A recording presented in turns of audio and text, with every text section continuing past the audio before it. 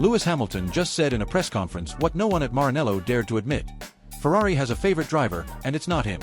After months of rumors, questionable strategies, and glaring mechanical differences, the seven-time champion not only confirmed what fans had been suspecting, but made it clear that if there isn't an immediate change, he himself will consider his future outside the team. Is Ferrari really sacrificing a legend to protect Charles Leclerc?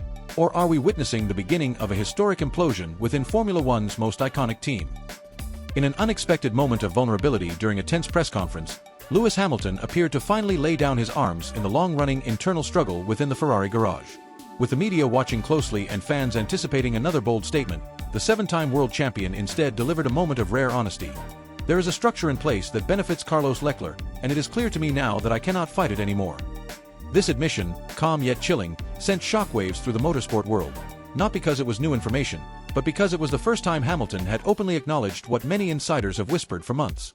Observers were quick to analyze his tone, posture, and choice of words, noting a man who seemed emotionally drained but intellectually resolute. It was not a surrender to defeat in the conventional sense. It was the recognition of a political game too deeply entrenched, a hierarchy in which he no longer had the energy, or perhaps the interest, to keep pretending he was treated equally. The atmosphere in the press room shifted the moment Lewis Hamilton uttered those now infamous words. What had begun as a routine media engagement quickly transformed into one of the most revealing sessions of the entire season. Hamilton did not raise his voice, nor did he point fingers directly, but his language was sharp enough to leave no doubts. There have been patterns that repeat themselves, weekend after weekend. When you see the same things happening over and over, you start to understand that it is not random. His statement did not explicitly name Carlos Leclerc, but the implication was impossible to ignore. Reporters pressed for clarification, and Hamilton, unshaken, continued, "Carlos has the team's full confidence. That is not an opinion. It is something I experience every day." This subtle but powerful comment reignited speculation about the internal workings of Ferrari and whether a two-tiered development system is at play. One that reserves top components and preferential setups for Leclerc while forcing Hamilton to adapt to less favorable conditions. This theory, long murmured among paddock insiders, now seemed more valid than ever. And yet, what stood out most in Hamilton's delivery was not bitterness, but exhaustion, the resignation of someone who had spent months trying to change a system that refuses to acknowledge him as its equal. Lewis Hamilton's confession during the press conference has opened a floodgate of speculation, concern, and outrage across the Formula Uno community. His words, though calm and measured, carry the weight of a veteran who has grown tired of silently enduring a pattern that fans and insiders alike have whispered about for months. Every time there is an update, a new part, or even a subtle setup variation, it is not me who benefits first, Hamilton said. There is always a justification, always a reason.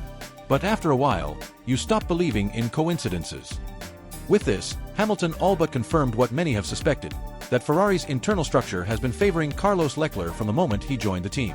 What makes this revelation particularly striking is the contrast between Hamilton's illustrious career and the treatment he now receives. A seven-time world champion, a global icon, and one of the most technically insightful drivers on the grid, Hamilton's value should be indisputable. And yet, in his own words, he has become a secondary voice within the very team that once promised to give him equal footing. "I have had conversations," he continued, "but the answers are always diplomatic. They talk about long-term plans, about development cycles, but nothing ever changes on the track. The facts speak louder than intentions." These comments point to a cultural divide within Ferrari, one where the engineering team's trust appears to be aligned with Leclerc, while Hamilton is left to navigate political dynamics that undermine his performance. This isn't just about race results or performance gaps. It's about a deeper imbalance that speaks to Ferrari's internal priorities. While Leclerc receives consistent telemetry support, first-choice setups, and priority in feedback loops, Hamilton is often tasked with testing experimental configurations or unproven parts that are later refined for Leclerc's use. Technical analysts have noted unusual patterns in data distribution and resource allocation, pointing to decisions that often disadvantage Hamilton without any technical rationale. His car, frequently plagued with balance inconsistencies and unexplained mechanical issues, has rarely shown the level of stability Leclerc enjoys. All this raises a difficult but unavoidable question. Is Ferrari deliberately building its future around one driver at the expense of another who still has the skill and experience to win? Hamilton's tone, notably absent of anger, was what made his words even more impactful. It was not the speech of a man seeking conflict, but one pleading for fairness in an environment that seems determined to exclude him from the decision-making core. His final comment before leaving the room was chilling in its simplicity. "I am still here, but I do not know for how much longer." With that, the press conference ended, not with applause, but with stunned silence. Lewis Hamilton's subtle yet powerful confession has ignited a firestorm within the Formula Uno paddock and beyond. His declaration that he feels sidelined within his own team has left not only fans, but also former drivers, engineers, and commentators questioning the integrity of Ferrari's internal structure. What followed Hamilton's comments was not merely reaction, but a chain of revelations and silent confirmations. Insiders who previously withheld criticism have begun speaking more openly. Technical staff from rival teams, analysts with access to garage activity, and even journalists embedded with Ferrari have come forward with observations that, until now, were dismissed as conspiratorial. These revelations point to a clear operational bias toward Carlos Leclerc, anointing him as the unofficial leader of the team's long-term strategy. Several reports indicate that Leclerc's camp has maintained a tight grip on development direction, often lobbying for specific upgrades and vetoing setups that do not suit his driving style. While that is not unusual for a lead driver, what stands out is the consistency with which Hamilton's feedback is deprioritized. For instance, during crucial simulator sessions earlier this year, Hamilton was reportedly allocated half the time Leclerc received, with engineers citing technical constraints. Additionally, sources have confirmed that during debriefs, when both drivers offer diverging assessments of a component or tire compound, it is Leclerc's preference that almost always shapes the team's final decision. This pattern, repeated over months, has created a climate of passive exclusion, where Hamilton's experience is recognized in words but ignored in action. The psychological toll on a driver of Hamilton's stature cannot be understated. Despite being one of the most decorated athletes in the sport's history, he is now forced to defend his role and relevance on a team that once celebrated his arrival with fanfare. The emotional weight of being treated as an afterthought, despite his skill and legacy, was visible during the press conference. Hamilton's face was calm, but his eyes showed resignation, a painful contrast to the fire he once brought into team briefings and media appearances. He is not just battling on the track, he is fighting to retain dignity in a workplace that no longer sees him as central to its mission. Furthermore, this situation has wider implications for Ferrari's credibility. A team that publicly prides itself on equal treatment and driver parity is now being accused, indirectly by its own driver, of favoritism. Fans have noticed that Leclerc's pit strategies are consistently more optimized, that his race engineers are more proactive, and that his upgrades arrive not just earlier, but in a more refined state. Technical observers have even pointed out that during test sessions, Hamilton's car frequently bears experimental components, described by some as guinea pig hardware, that are later scrapped or improved and handed to Leclerc. All of this feeds a narrative that Ferrari is investing in one future and slowly erasing another. While Ferrari has yet to issue an official response to Hamilton's statements, the silence itself speaks volumes. Meanwhile, social media has exploded with hashtags like #JusticeForHamilton and #FerrariFavoritism, and former drivers have weighed in, some criticizing Hamilton's decision to go public, others praising him for exposing what they call an open secret in Formula Uno. As the controversy grows, Ferrari faces more than a public relations issue, it faces a crisis of identity. Can it afford to alienate a legend while betting everything on a younger driver who, despite promise, has yet to deliver a world title? The coming days may define more than just race results. They may determine the soul of the Scuderia. The atmosphere inside the press room shifted dramatically as the journalists processed what they had just heard. What many suspected for months, or even years, had now been acknowledged publicly by the man who had every reason to remain silent, Lewis Hamilton. While the microphone still buzzed and camera shutters clicked, a palpable tension grew between what Hamilton had just confessed and what it meant for Scuderia Ferrari's internal dynamics. It was no longer a matter of fan theories or speculation on social media. Hamilton had essentially confirmed that from the beginning of the season, the technical and strategic focus had been leaning heavily toward Charles Leclerc, often at the expense of parity and fair sporting treatment. Real-world analysis from specialized outlets such as Motorsport Magazine and Sky Sports had previously reported inconsistencies in the performance packages of both drivers' cars, and now those suspicions had taken form in the words of the seven-time world champion himself. What followed was not just a moment of tension, but a wave of reactions from both the press and the paddock. Some interpreted Hamilton's words as a cry for justice. Others, especially within the Italian media, saw it as an unnecessary public confrontation that could endanger the team's image. Yet what no one could deny was the gravity of his statements.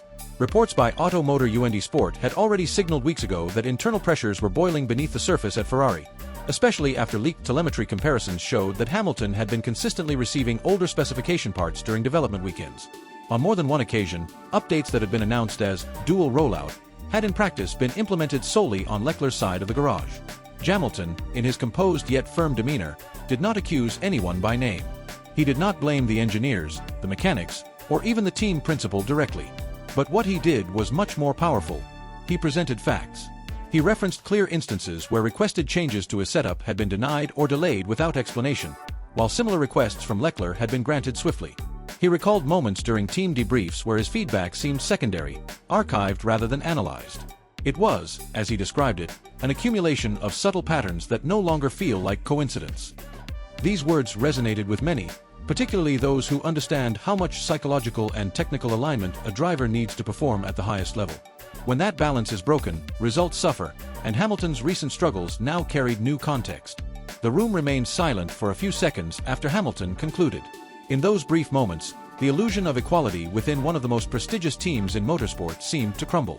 No amount of corporate spin or carefully worded press releases would be able to undo what had just been said. From this point forward, Ferrari would have to answer to more than just its fans. It would need to address a growing fracture in its internal credibility, especially now that one of the most respected drivers of all time had pulled back the curtain, and done so not out of bitterness, but out of a desire for transparency.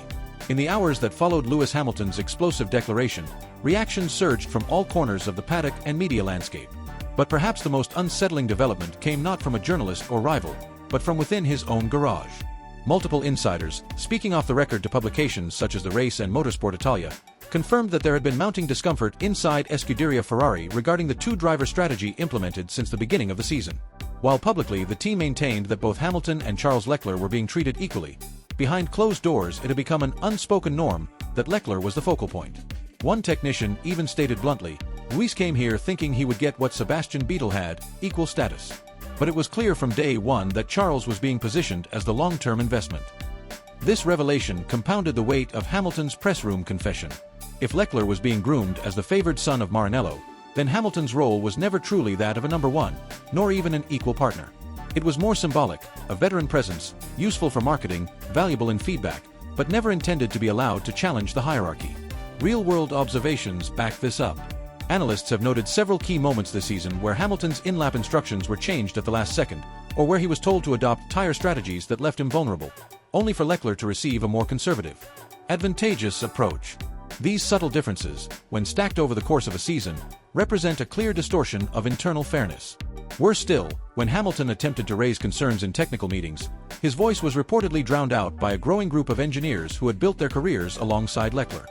Sources even revealed that after one particular Friday session, Hamilton walked out of the debrief early, not out of frustration with the car, but because no one had addressed the data discrepancy he brought up. The mood was described as hostile indifference.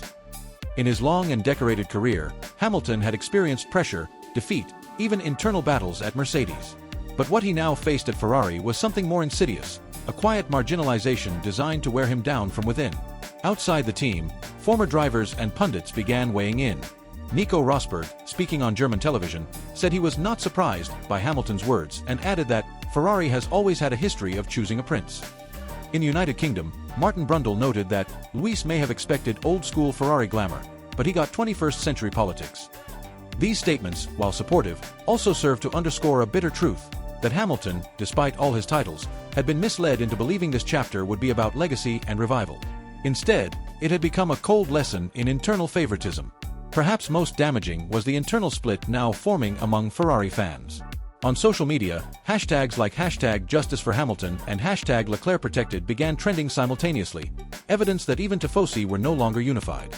For every fan defending Leclerc's speed and commitment, another was asking whether his success was being artificially inflated by a system built to suppress his teammate. Hamilton had not just exposed a fracture inside the team, he had ignited a war outside it, in full view of the motorsport world. As the dust settled from Lewis Hamilton's press conference and the subsequent media storm, the situation inside Scuderia Ferrari became even more volatile. Internal communications, leaked to select journalists by anonymous staff members, pointed to a deepening schism within the engineering division. Several senior engineers, frustrated by what they viewed as Hamilton's public betrayal, reportedly pushed for disciplinary measures or a tighter rein on the driver's access to strategic briefings. However, others, including a small but growing group of mechanics and data analysts, came to Hamilton's defense, claiming that what he said publicly merely echoed what had been whispered in hushed tones for months within the Maranello factory. One technician stated to Autosprint Italia, he did not expose the team. He exposed what the team had become. What is particularly concerning for Ferrari's leadership is that these internal divisions are not just about driver preference. They are reflective of a broader cultural conflict. On one side are the traditionalists, many of whom have risen through the ranks with Charles Leclerc and see him as the embodiment of the team's legacy and future. On the other are those who believe in meritocracy and technical fairness, who saw in Hamilton an opportunity to bring an era of discipline, excellence, and transparency to a team long marred by internal politics and emotional decision-making. The clash between these two camps has created a tense, almost paralyzed environment, where even routine technical meetings are charged with passive aggression and veiled mistrust. Adding to the gravity of the situation is the role of the top management. Federico Bassor, Ferrari's current team principal, has been remarkably silent, issuing only a brief, carefully worded statement claiming unity remains strong within the team. But insiders argue otherwise. According to reports from La Gazzetta dello Sport, Bassor has privately expressed frustration with both drivers, with Hamilton for airing dirty laundry and with Leclerc for failing to contain the consequences. These comments suggest that not even the leadership is immune to the confusion and disarray.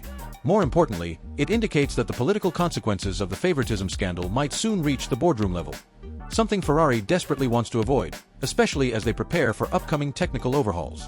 Meanwhile, the media continues to dissect every element of Hamilton's press appearance.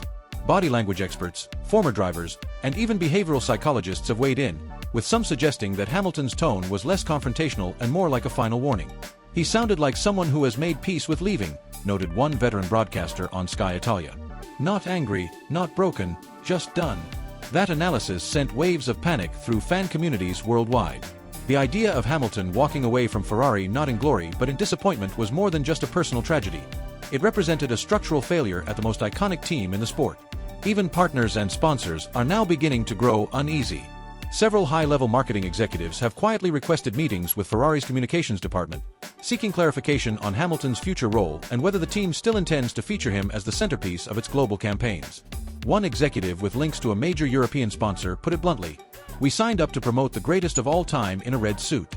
If this turns into a narrative of humiliation and exit, we will reconsider our alignment." The cracks, once invisible, are now undeniable, and they are spreading fast. While the debate raged within the halls of Maranello and the silence of upper management became increasingly deafening, Lewis Hamilton's words continued to echo beyond the paddock, gaining resonance far outside the confines of Formula Uno. Analysts from both the sporting and corporate sectors began drawing parallels between Hamilton's current position at Ferrari and his historic tensions at Mercedes during his final seasons there, a time also marked by internal favoritism, strategic disagreements, and subtle alienation. Yet, this time the context is far more alarming. What makes this particular scenario uniquely explosive is that Hamilton was promised something different at Ferrari. He was not brought in as a ceremonial legend, but as a cornerstone for change. His mission was to break old habits, bring structure to chaos, and above all, lead, not follow.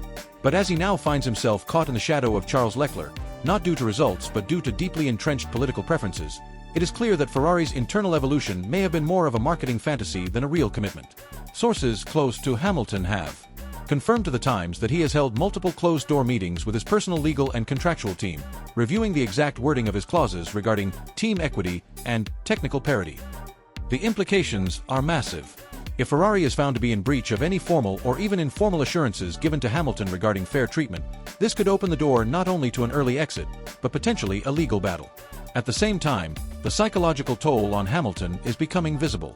Observers noted that during his most recent media interactions, his tone was calm but unusually cold. A man known for his passion, for speaking of team unity and mission, is now reduced to comments that feel procedural. "I just drive what I am given," he told reporters bluntly when asked about the machinery differences between him and Leclerc. No mention of progress. No smiles. Only a mechanical professionalism that, according to insiders, is far more worrying than any outburst. One former Ferrari strategist told Motorsport Total, "When Luis is angry, he fights. But when he is silent, it means he is planning."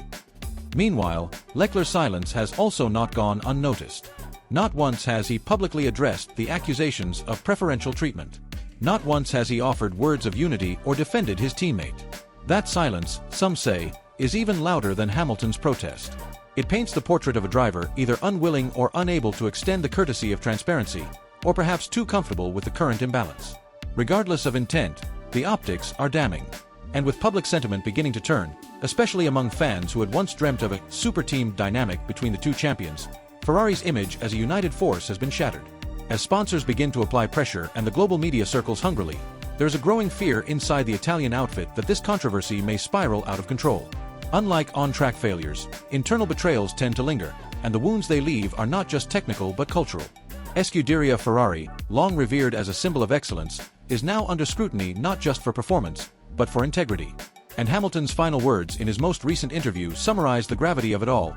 You cannot build a winning team when you are still protecting your favorites. I came here to fight for Ferrari. But if Ferrari is not ready to fight for me, then we have nothing left to talk about. With that, the message was clear. The storm that has been brewing inside Maranello is no longer contained. It has reached the surface, and it threatens to consume everything.